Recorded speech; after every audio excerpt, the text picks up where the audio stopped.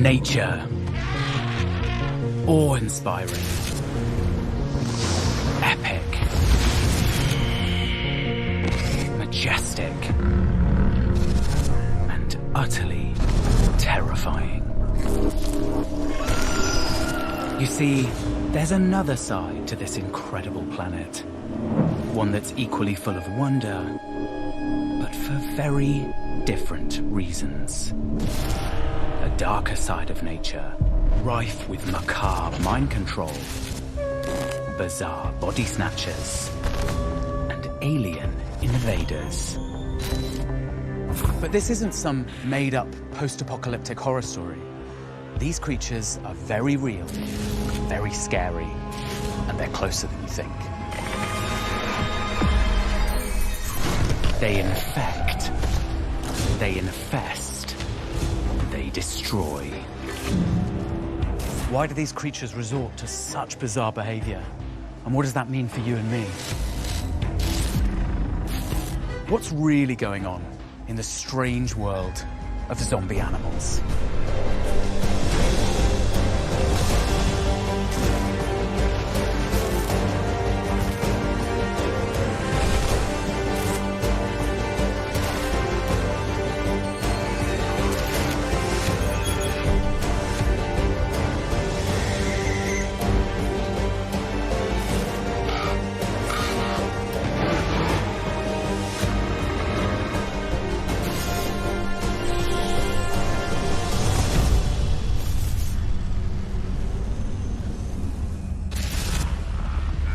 Animals and humans may seem very different, but there's ultimately one thing that drives us all: survival.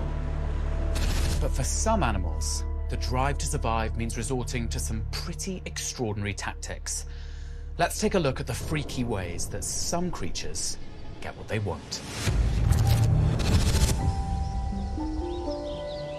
Meet Pieris brassicae, the beautiful and elegant cabbage-white butterfly. A common, but mostly unwelcome visitor to many gardens around the world. As young caterpillars, they feast endlessly on brassicas, like cabbages. Nothing unusual about that, but for some, it's about to get a lot more grisly.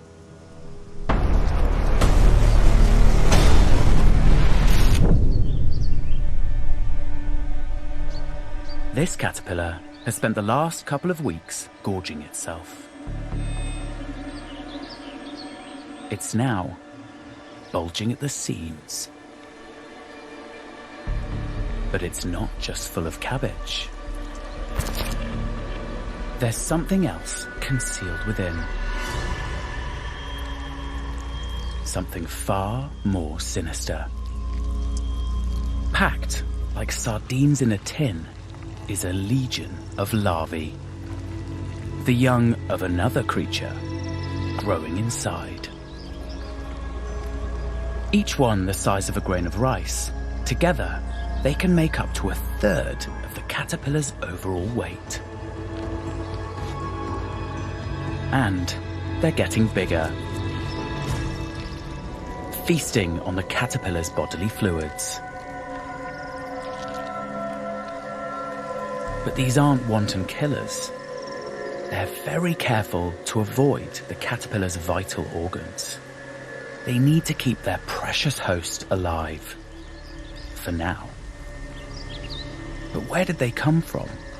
And why are they here? Cabbage-white caterpillars are voracious eaters, capable of stripping entire plants down to mere stalks. When cabbages and other brassicas are under attack, they release a chemical odor cloud called pheromone,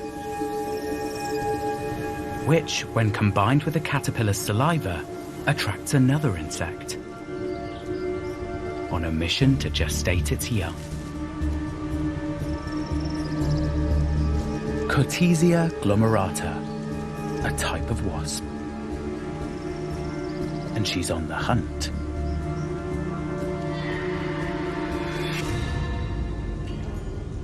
And thanks to the heady smell in the air, she's found her target. But the caterpillar is much larger and stronger than the wasp, and surprisingly aggressive. First blood to the caterpillar. But the wasp isn't giving up that easily. And who can blame her? The future of her genetic legacy is wholly dependent on getting this right.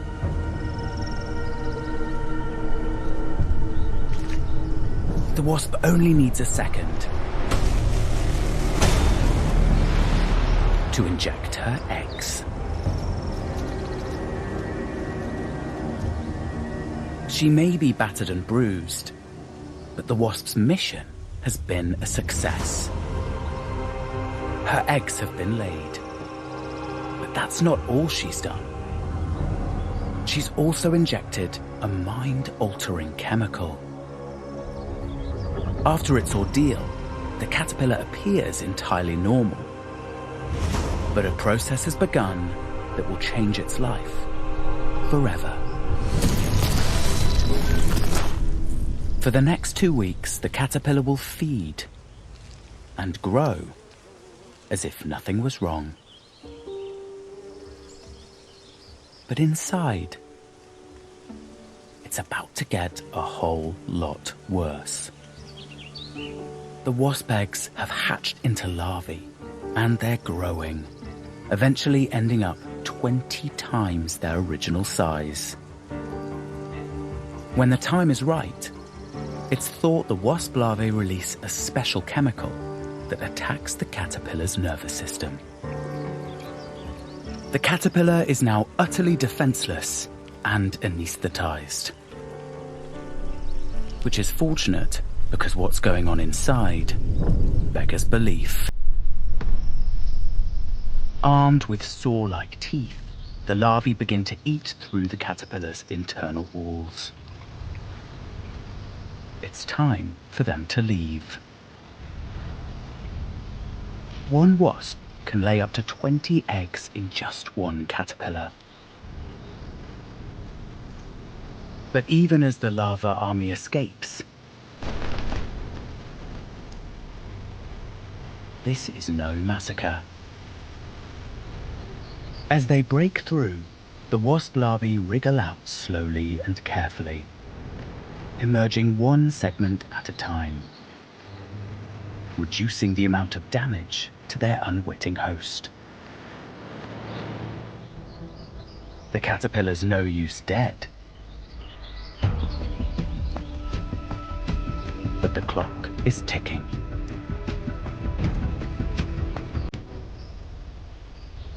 Once outside the safety of the caterpillar, they're exposed to predators.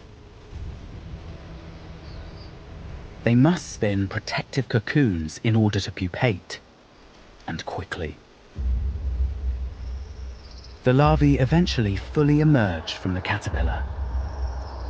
But unbelievably, despite its nightmarish ordeal, the wasp larvae have made sure the caterpillar is still very much alive. And for good reason. You see, the larvae need the caterpillar for one more vital job.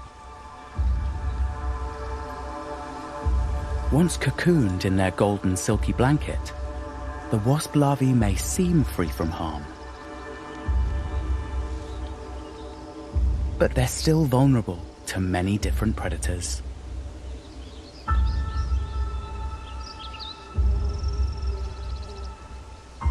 Help is at hand. The caterpillar, still under the wasp's chemical spell, begins to spin its own silk. Normally, this would be to create a safe haven for its own pupation. Instead, it carefully spins a protective layer over the cluster of larvae and cares for this alien brood as if it were a doting parent. But this nurturing behavior is entirely abnormal. butterflies at the caterpillar stage of their life cycle don't have young. Another example of the wasp's brain-corrupting injection. And it doesn't end there. This caterpillar is acting as a bodyguard, standing sentry day and night. And its natural aggression is exploited too, defiantly protecting its bizarre offspring from any and all would-be attackers. It will continue this selfless act of protection until, having been rendered unwilling to eat by the anesthetizing chemicals, it starves to death. Days later, the newly formed wasps emerge, and the drama can begin to play out all over again.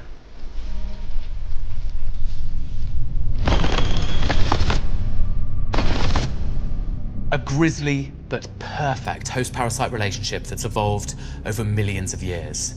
But what happens when a parasitic hitchhiker gets into the wrong host? Well, it can wreak total havoc.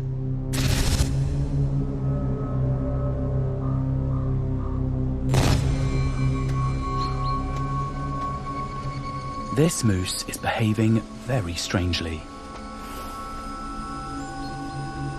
Its head is tilted to one side. It appears to have lost all sense of coordination. It's stuck like a rabbit in headlights. And most concerning of all, its body is repeatedly overcome by seizures.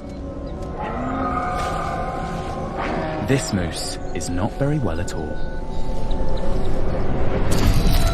So what's going on? Has this moose been poisoned? Accidentally drunk some contaminated water? Eaten a toxic fungus? Well, actually the answer is far stranger. But to find the answer, we have to leave the moose and take a look at its close relative, the white-tailed deer. Happily grazing, this animal looks completely healthy. But inadvertently, it recently ate a snail, which had some tiny hitchhikers.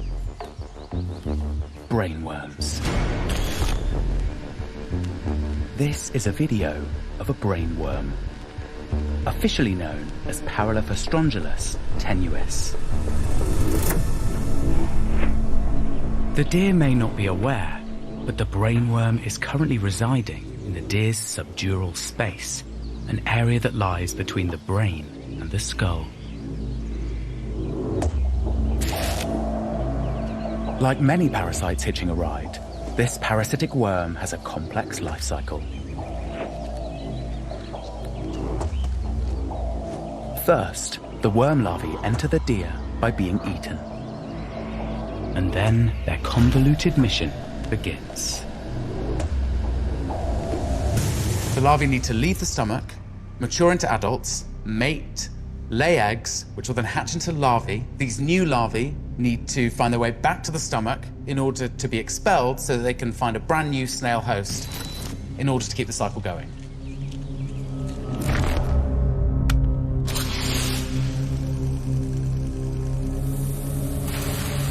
So, after being eaten by the deer, the parasite larvae make their way through the stomach wall and then migrate through the body via the deer's central nervous system. Once they've reached adulthood, they reproduce and lay their eggs in the thick membrane that surrounds the deer's brain. The eggs then travel via the venous system to the heart and then into the deer's lungs, where they hatch into larvae. From the lungs, these larvae are coughed up into the mouth, swallowed back into the stomach, and eventually excreted as droppings.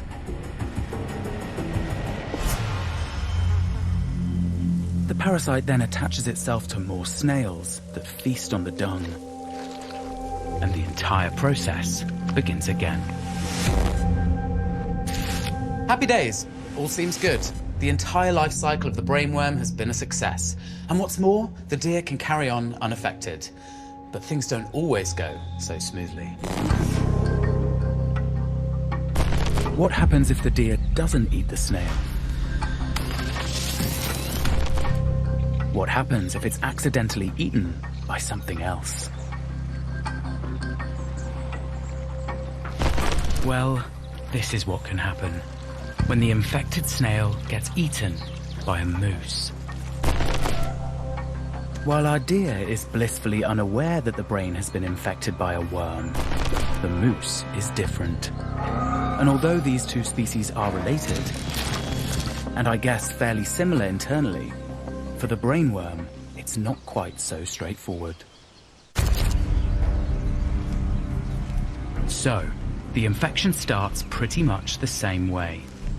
The larvae enters the moose via the mouth and travels onto the stomach. And this is where it begins to go wrong for the moose. Very wrong indeed. The internal workings of the moose aren't exactly the same as that of the deer. As a result, the parasite gets lost in the system. It's a bit like driving a car in an unfamiliar country, with all the road signs in a different language. You're unlikely to get where you need to be. The result isn't great for the moose, or the worm for that matter. Inside the moose, the parasite manages to invade the subarachnoid space, a layer just above the brain. From here, it can burrow even deeper and dig into the brain tissue itself, causing neurological damage. And some fairly horrific side effects. With its progressive deterioration, it's as if the moose has been zombified, unable to coordinate or feed.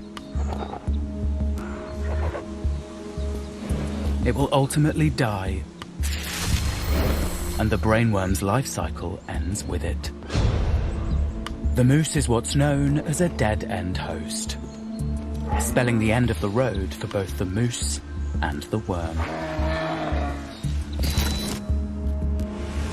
From a crazed caterpillar to a muddled moose, wild animals taken over by parasites. But what happens when parasitic mind control occurs a little closer to home?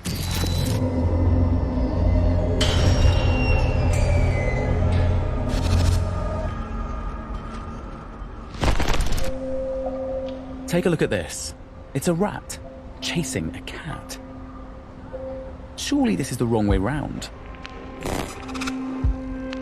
I mean, I've watched enough cat and mouse cartoons in my time to know that something's very wrong here. Shouldn't the cat be chasing the rat? So what's going on? Why this sudden change in behavior? Are the rats out of their minds? Well, you're not far off. You see, the rats are not themselves, because they've been hijacked. And this is definitely no kid's cartoon. These rodents have been hijacked by a parasite, and you may have heard of it. The parasite is called Toxoplasma gondii. These rats are suffering from toxoplasmosis. Normally, a rat or a mouse would run for its life if confronted by its arch nemesis. Domestic cats account for billions of small mammal deaths every year.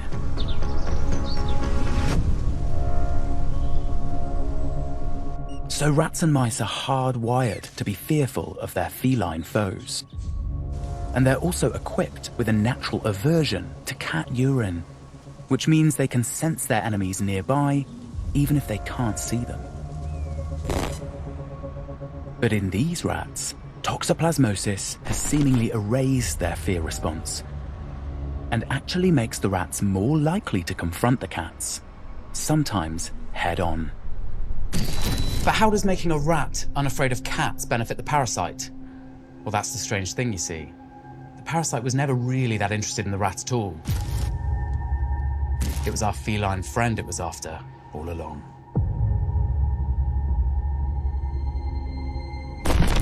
This white cluster shows the parasite invading the cell of a mammal. But for it to survive, it needs one mammal in particular. This parasite is unique in that it can only sexually reproduce in the gut of a cat. So, there's huge pressure for this microscopic organism to find a feline to inhabit. But the problem is, how? This parasite is tiny. It doesn't have limbs, so it can't exactly walk around looking for a cat to jump into. So what can it do? Well, not for the first time. The answer is mind control. This miniature troublemaker's solution is to effectively take over the rodent's brain and give it a death wish.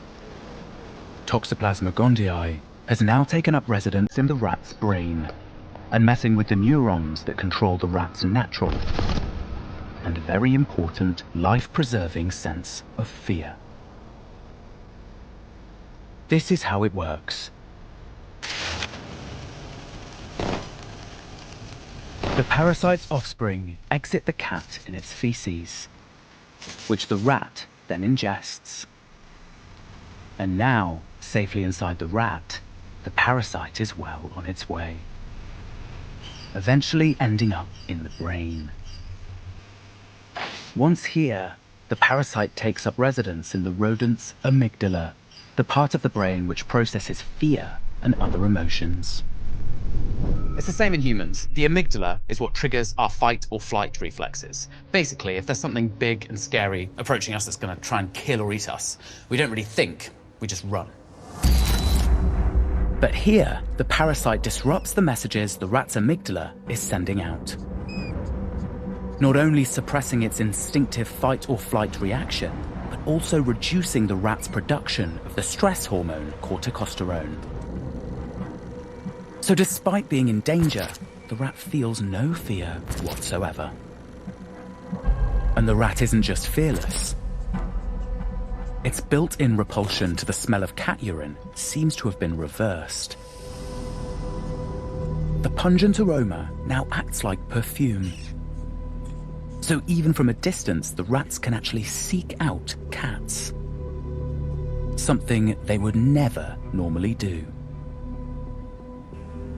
And when they do come face to face, the fluky feline can't believe its luck. This meal comes self-delivered. It doesn't hide or run away and barely tries to defend itself.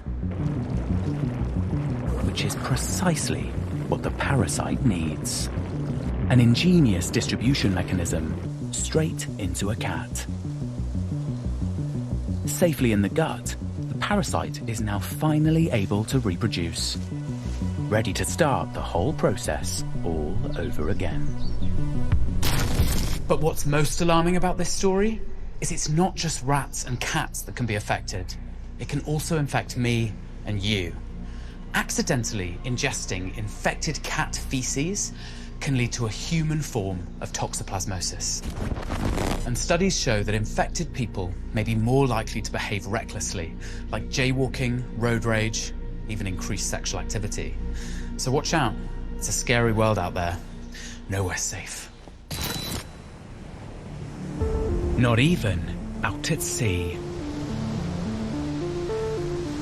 A paradise for prowling parasites. The ocean is home to one peculiar breed of alien invader, with a very specific taste for fish. This is a snapper, a super fast, super efficient marine predator. Growing up to 1 meter in length, they prowl warmer waters on the hunt for prey. But this supreme hunter can also become the hunted. And not just by bigger fish. Sport fishing is big business, and red snapper are a popular target. But for some fish, it's the enemy within they have to worry about. This angler had the surprise of his life when he looked inside his new catcher's mouth.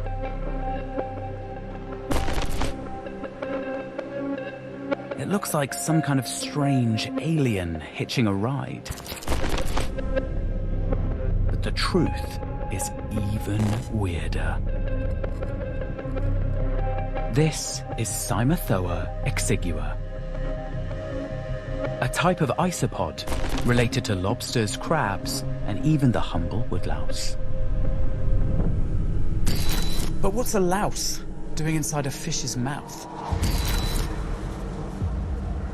Is it just a snack that's been left behind, something the fish is going to finish off later? Well, not quite. You see, the louse isn't actually the victim here. It's the other way round.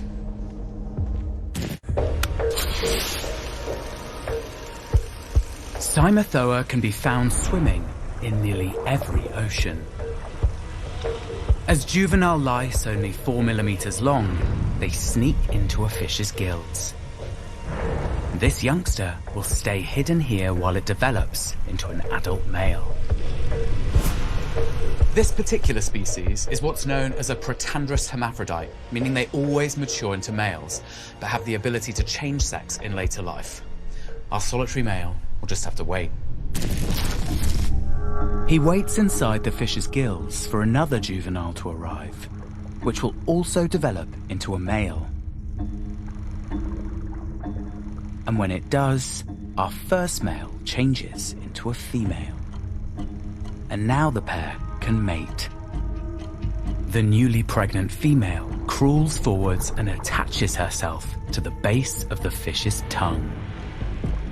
There she clamps down and begins to feed on the unwitting fish's blood and mucus. Eventually, the lack of blood supply to the tongue causes the organ to wither and die, ultimately falling away completely. Nice, but here comes the weird bit. The louse is still attached and effectively becomes a brand new, fully functioning tongue.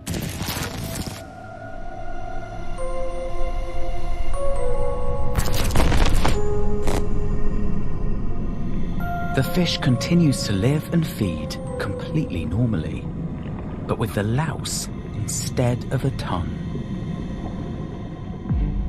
The parasite will remain in place for months, sometimes even a year, until she's ready to release her batch of juveniles, who get carried off on the currents to find their own fresh fish to infiltrate. This is a female, and she was accompanied by these 3 much smaller males. These 2 are absolutely tiny, but what's crazy is all 4 of these were found in a single fish. I just turn her over. You can see she would have had a fresh brood in that pouch, which is called a marsupium. It's similar to a kangaroo's. But once she's discharged her young and finished breeding, her time's up and she'll die, finally releasing her gruesome grip on the fish. But without their parasitic tongue, the snapper is unable to eat and will soon starve to death. Truly weird, but also truly wonderful. And it's about to get even weirder and even more wonderful.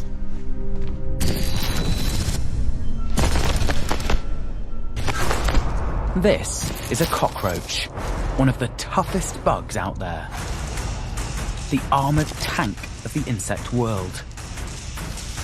Practically indestructible. But these powerhouses do have a nemesis.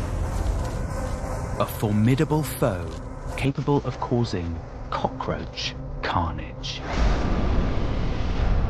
Meet the emerald jewel wasp, also known as the emerald cockroach wasp, and for good reason. Now, I know it doesn't look like much of a disruptor, but this utterly beautiful creature is living proof that size isn't everything.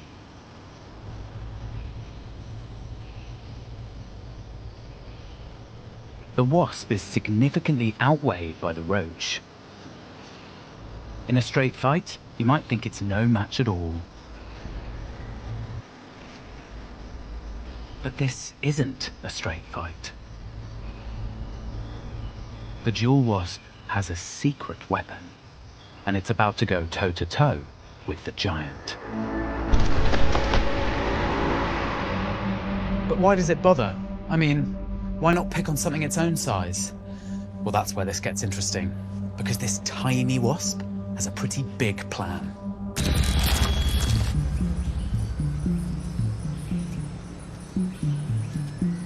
In this David and Goliath story, first the wasp needs to get close to its foe.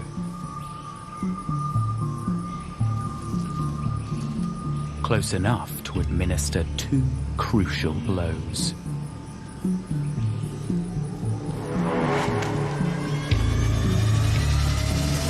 The first is hugely risky for the wasp, fending off potentially fatal retaliation from the much larger prey. It needs to get in place to deliver a perfectly positioned sting to the thorax, temporarily disabling the roach's front legs. But it's the next sting which is the important one. With the cockroach's legs briefly paralyzed, the wasp is able to be even more accurate. She targets the cockroach's brain with surgical precision. The wasp's incredible stinger is capable of feeling around inside the roach's head in order to locate the precise spot within the brain to deliver its next dose of venom. But the wasp isn't trying to kill the roach. Far from it. It needs it to remain alive. For now, at least. Instead, the wasp's venom neutralizes the cockroach's desire to escape.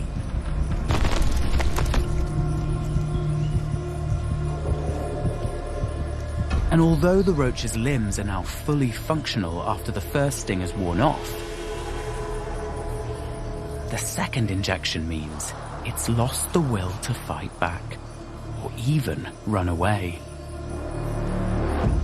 It's now effectively a zombie at the complete mercy of the wasp, who is now in absolute control. The puppet and its puppet master. As the wasp's venom starts to take hold of the roach, it begins to groom itself in a seemingly compulsive manner, as the wasp waits patiently nearby. Some scientists believe it's all part of the wasp's master plan to ensure the roach is clean and free of potentially harmful fungus. Forward planning for what's coming up later.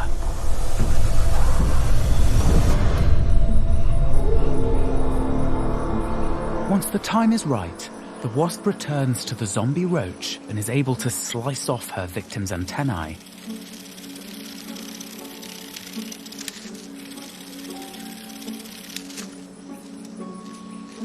It won't be needing those to feel its way anymore.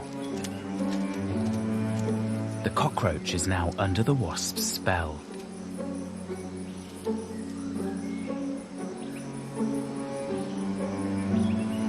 She's not strong enough to carry the cockroach, but she doesn't need to.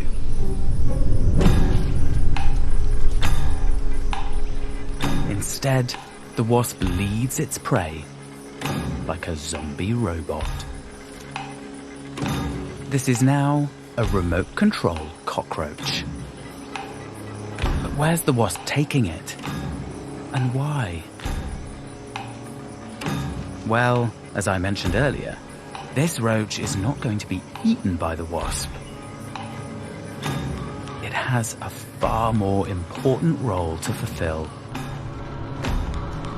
The wasp leads the roach to its nearby lair.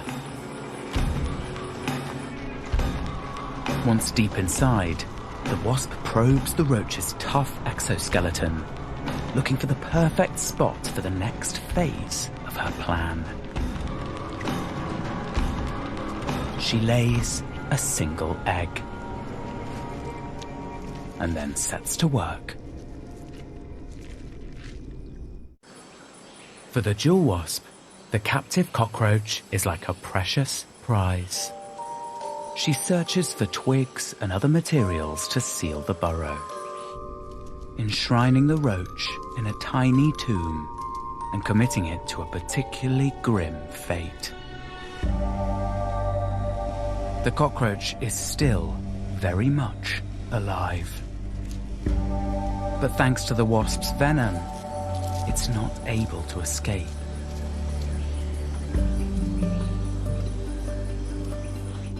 And things are about to get a whole lot worse for our zombie robot roach. You see, although the unwitting cockroach isn't food for the wasp, it will be food for her young. It's about to become an enormous feast for a miniature beast. Once hatched, the wasp larva will burrow into the exoskeleton where it will consume the cockroach from the inside out. It feeds on the internal organs one by one, leaving the most important until last, to keep the cockroach alive for as long as possible and the larva's food nice and fresh.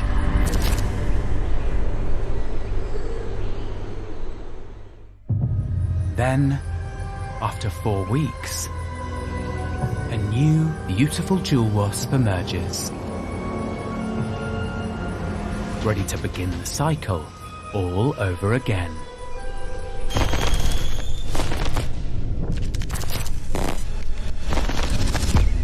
Nothing is quite what it seems in the undergrowth.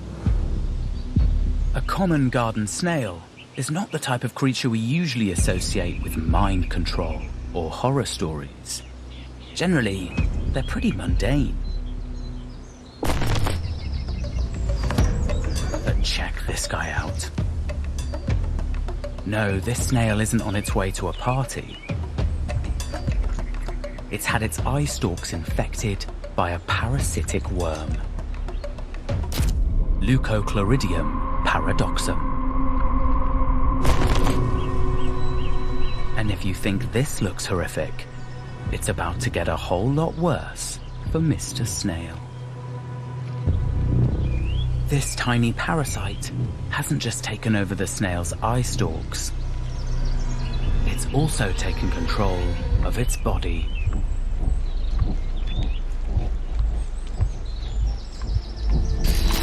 Yes, if it wasn't intense enough having your eye stalks invaded by some kind of pulsating parasite, this crazy disco snail is no longer in control of its actions.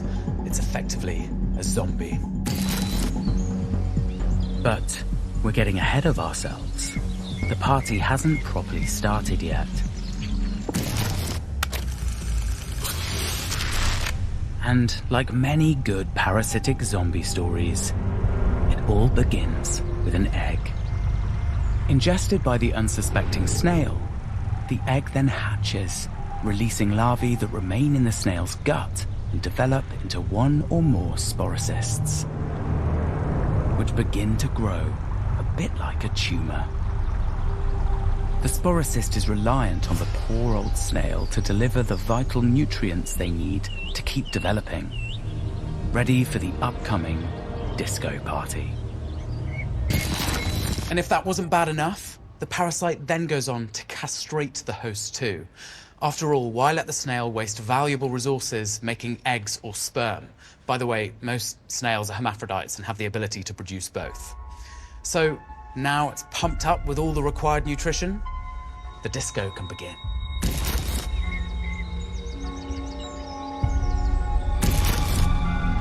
The sporocyst sends out branches which tunnel through the body of the snail and into its eye stalks.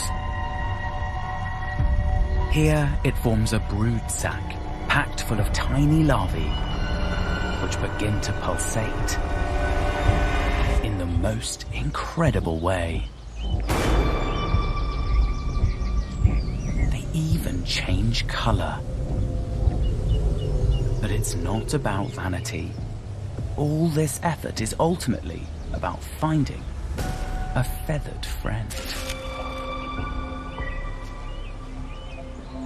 You see, this wonderful, colorful, pulsating sack of larvae is mimicking a tasty caterpillar, the perfect snack for a passing bird, which happens to be the only place the parasite can complete its rather complex life cycle. But there's a problem. Snails are mainly nocturnal, less risk of being spotted by predators in the twilight hours. But the bird this particular parasite is trying to attract hunts during the day. So this is going to have to be a daytime disco.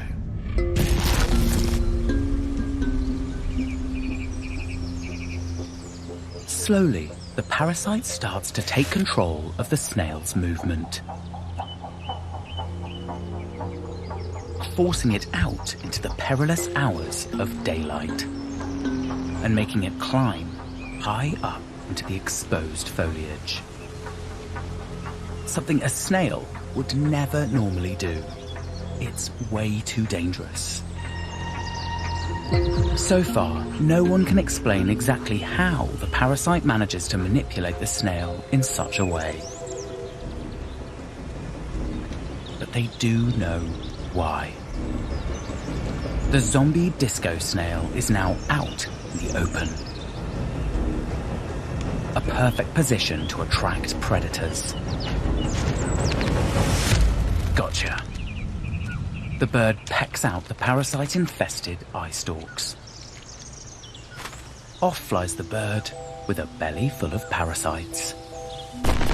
It's all part of the master plan. Now inside the gut, the larvae are able to mature and copulate, producing more eggs, which are in turn expelled through the bird's feces, which then get eaten by a new snail. And the cycle begins all over again. But there's also a twist in this strange story. These birds are looking for caterpillars, not snails, so will often just bite off the juicy-looking eye stalks, leaving the rest of the snail intact, which sounds like terrible news for the snail, right? But that's not strictly true. You see, even after being infected in such a brutal way, the snail's actually able to regenerate its eye stalks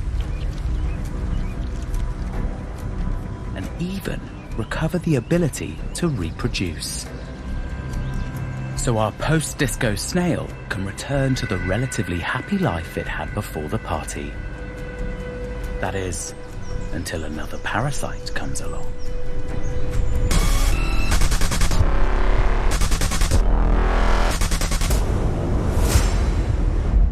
Cockroach wasps, caterpillar killers, fish-tongue lice, parasites that turn moose into zombies. These alien invaders may be tiny, but they're far from small in number.